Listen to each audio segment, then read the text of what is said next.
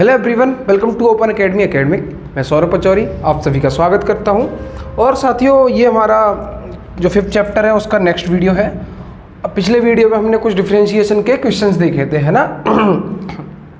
कुछ general type के जो जनरल फॉर्मूले थे उससे रिलेटेड क्वेश्चंस और कुछ रूल्स पढ़े थे। क्या पढ़ा था? प्रोडक्ट रूल पढ़ा था हमने अपना, और चेन रूल पढ़ा था,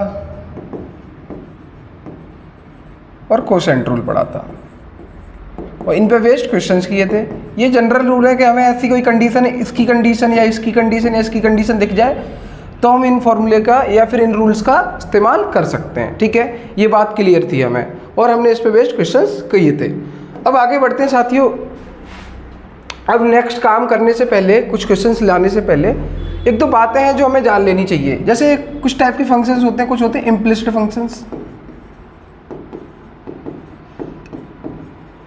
और एक होते हैं एक्सप्लिसिट फंक्शंस। अब ये क्या होते हैं और ये क्यों पढ़ने हैं, ये जानना है हमें। तो देखो, इम्प्लिसिट फंक्शन है ना, वो कुछ इस टाइप के फंक्शंस हैं जिनमें जैसे एक मान लो, जैसे y is equal to x square है अभी, ठीक है।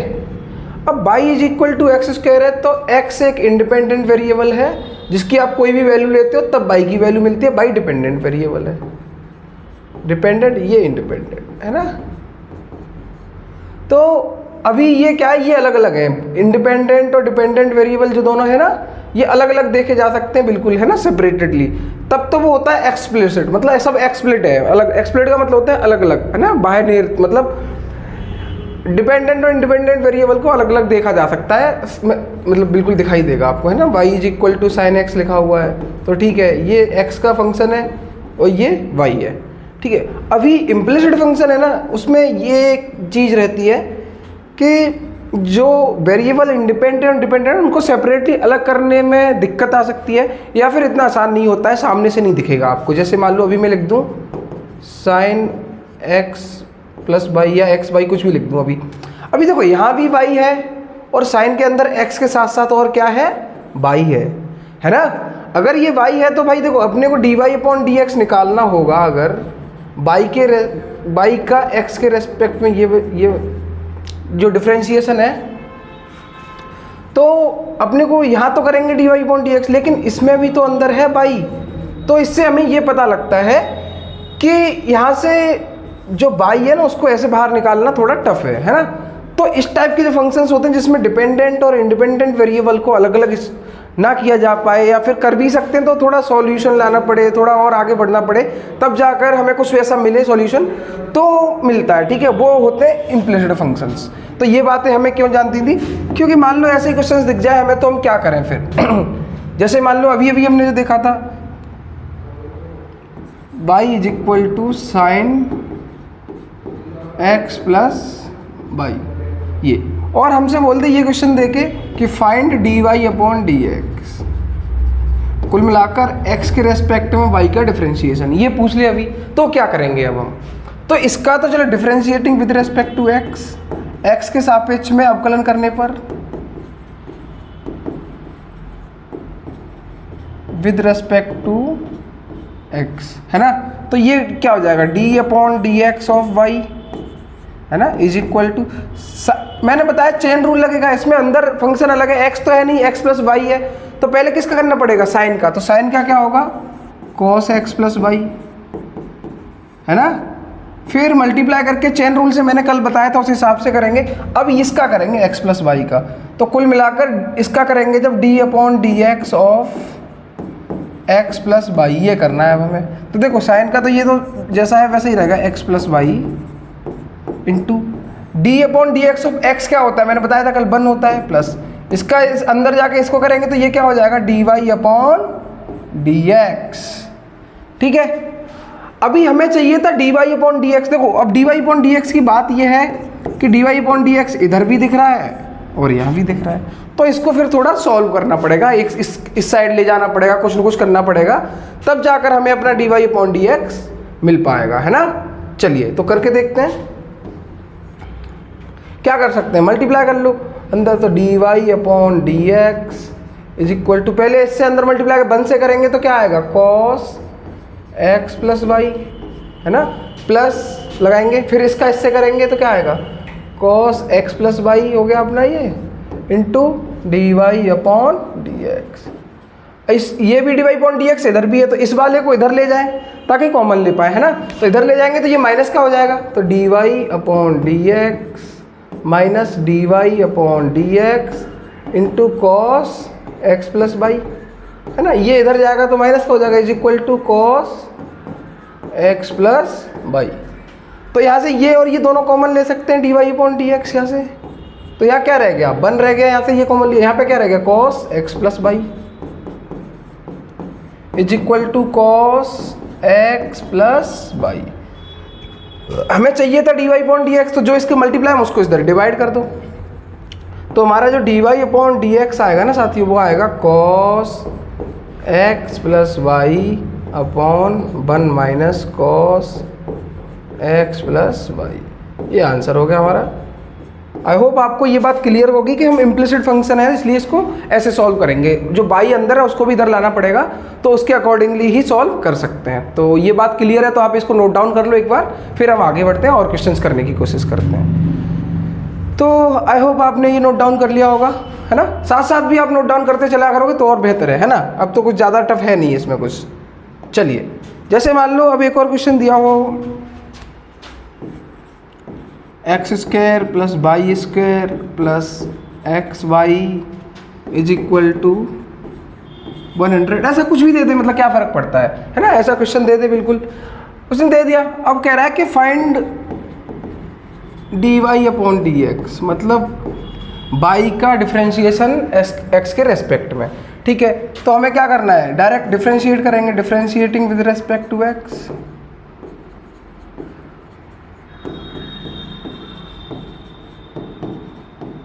तो ये क्या हो जाएगा, d अपॉन डी एक्स, सबके आगे x के रेस्पेक्ट में लगाएंगे तो यही तो आएगा, x square plus d upon d x of y square plus d upon d x of x into y is equal to d upon d x of 100, यही होगा, ठीक है। अब देखो मैंने बताया x की पावर n का क्या होता है, n x raise to n minus 1, तो n की जगह 2 है तो 2 आगे आ जाएगा, x की पावर 2 माइनस 1 मतलब 1, तो 2x आ गया प्लस। अब देखो ये फंक्शन चेन रूल से होगा, अब y दिया है x की जगह पे, लेकिन इसको हम x की तरह सोच के अगर करें तो ये x का स्क्वायर होता तो क्या होता, 2x होता, तो ऐसे इसका क्या हो जाएगा 2y इंटू, अब चेन रूल से करेंगे तो यहाँ पे x तो था नहीं, यहाँ क्या था y, तो y का भी तो करेंगे d upon d x of y, ठीक है, तो dy अपॉन डी एक्स हो जाएगा ये प्लस। अब देखो दो फंक्शंस मल्टीप्लाई हो रहे हैं, एक ये भाई, ये दोनों वेरिएबल हैं और ये फंक्शन है, तो दो फंक्शन मल्टीप्लाई हो रहे हैं, तो u into b product rule Leibniz वाला लगाएंगे। तो क्या करते हैं उसमें, आपको पता है कि पहले को छोड़ेंगे तो दूसरे का डिफरेंशिएशन प्लस दूसरे को छोड़ेंगे तो पहले का डिफरेंशिएशन। तो अगर मान लो मैं x को छोड़ता हूँ तो y का क्या होगा differentiation, d y upon d x plus. अब मान लो मैं y को छोड़ता हूँ तो x का डिफरेंशिएशन क्या होता है, x के रेस्पेक्ट में ही 1 होता है, इज इक्वल टू, ये अकेला कॉन्स्टेंट है जिसके साथ कोई वेरिएबल नहीं है, तो इसका क्या हो जाएगा 0। हमें चाहिए क्या, d y upon d x. अब d y upon d x चाहिए दोस्तों, तो देखो आप क्या कर सकते हो, यहाँ दिख रहा है d y upon d x और यहाँ दिख रहा है, तो इनमें से कॉमन ले लो, तो ये हो जाएगा 2y, देखो d y upon d x इसमें से कॉमन लेंगे तो बाहर लिख लो इसको d y upon d x.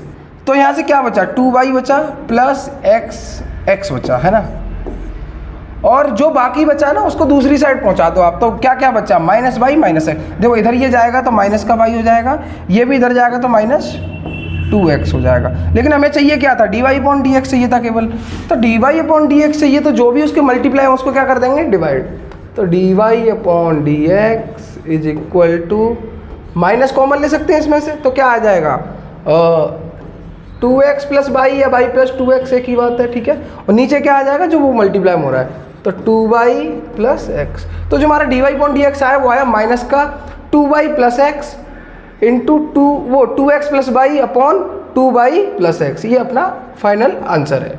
ठीक है, तो आई होप आपको ये बात भी क्लियर होगी कि कैसे हमें सॉल्व करने हैं इम्प्लिसिट फंक्शंस अगर कहीं दिए हैं या एक्सप्लिसिट फंक्शन है तो हमें आता ही है करना, उसमें कोई समस्या वाली बात है नहीं। ठीक है, तो आप इसको नोट डाउन कर लीजिए, फिर आगे बढ़ते हैं हम। ठीक है, चलिए तो हम अब आगे बढ़ते हैं। देखो साथियों, अब मान लो कुछ ऐसा क्वेश्चन आ जाए कि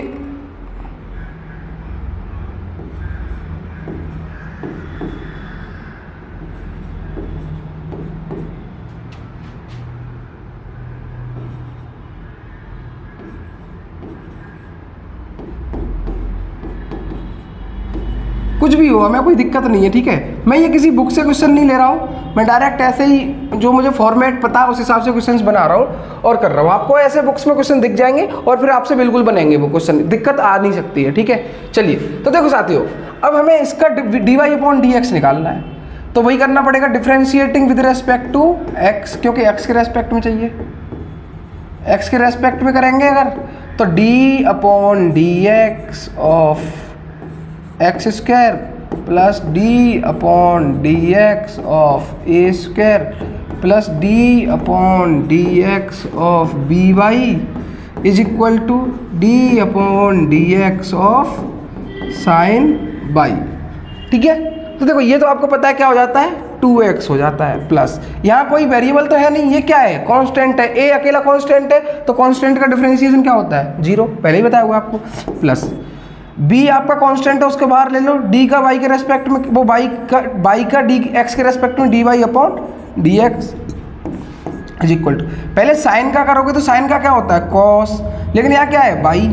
अब ये x के लिए पता था मुझे, ये क्या है y, तो फिर y का चेन रूल से अलग से करेंगे, तो y का क्या होता है dy/dx। अब dy/dx जहाँ जहाँ देखे उसको एक तरफ कर लो, बाकी सब एक तरफ कर लो, आंसर हमें मिल सकता है। चलिए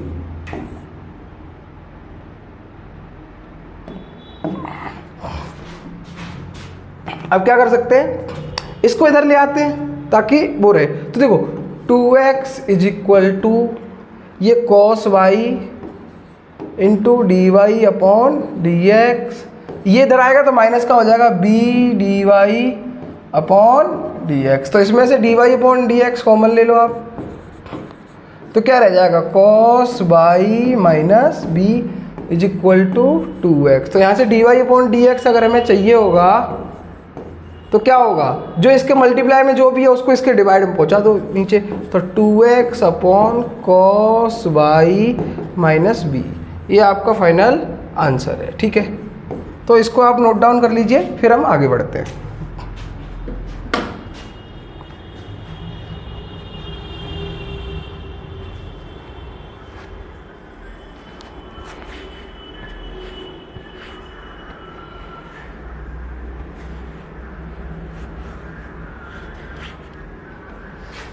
तो अब मैं उम्मीद करता हूँ आपने ये नोट डाउन कर लिया होगा दोस्तों। अब हम थोड़ा और आगे बढ़ते हैं और अच्छे क्वेश्चंस करने की कोशिश करते हैं। जैसे मान लो ये दिया हुआ है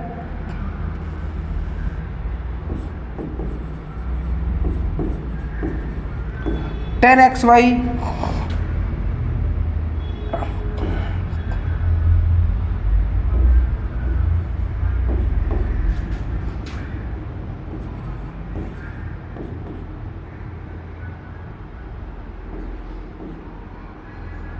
जैसे कुछ भी दिया, ये दिया मान लो।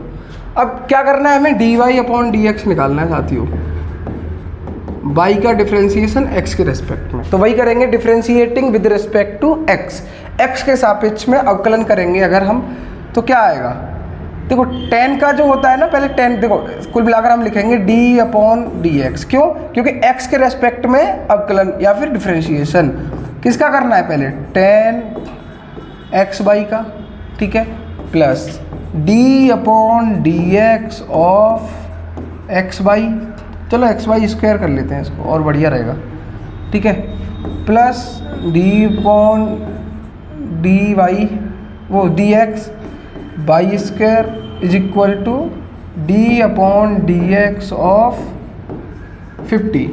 ठीक है, अब देखो tan का जब हम करेंगे ना, tan पहले पढ़ रहा है फंक्शन, तो tan का होता है sec स्क्वायर, अब जो भी उसके अंदर वेरिएबल है वो वैसा का वैसा लिख दिया हमने, क्या लिख दिया, xy। अब देखो दोस्तों बात ये है कि ये xy हमने लिख दिया, अब ये क्या होना चाहिए था, वैसे x होना चाहिए था, लेकिन उसकी जगह क्या लिखा हुआ है एक्स वाई। तो चेन रूल से अब जो लिखा हुआ है उसका भी करेंगे डिफरेंशिएशन, है ना।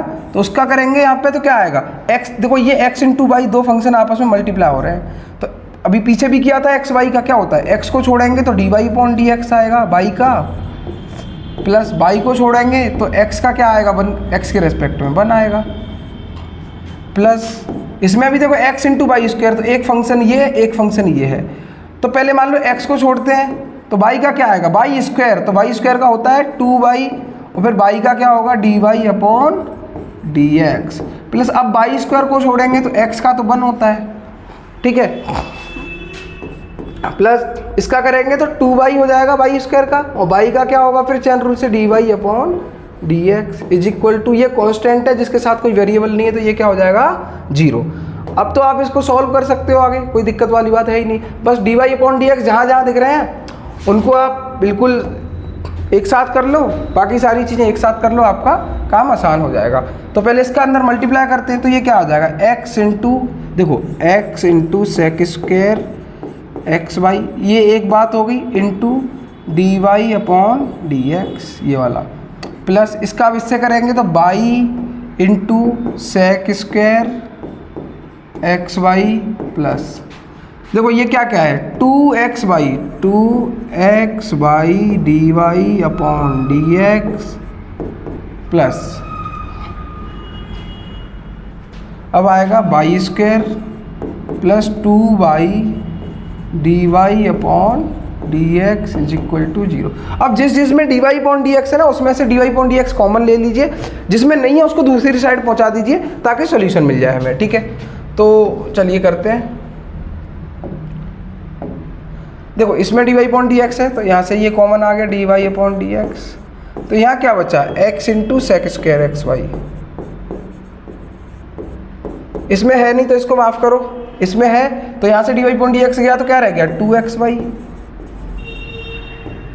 प्लस इसमें नहीं है तो इसको माफ करो, इसका देखो d y upon d x के बाद क्या रह गया 2y, जो जिसके साथ d y upon d x नहीं ना उसको उधर पहुंचाओ, तो इसके साथ नहीं है तो ये प्लस का इधर जाके माइनस का हो जाएगा, minus by sec square x y और माइनस बाई स्क्वायर ये वाला, ठीक है।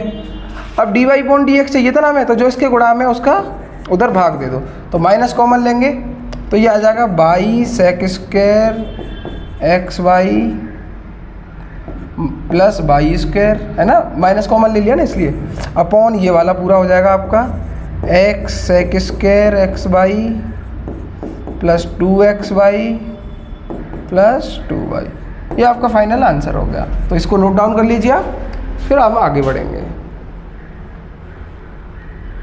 चलिए तो आप इसको पहले नोट डाउन करिए अच्छे से, फिर हम आगे बढ़ते हैं।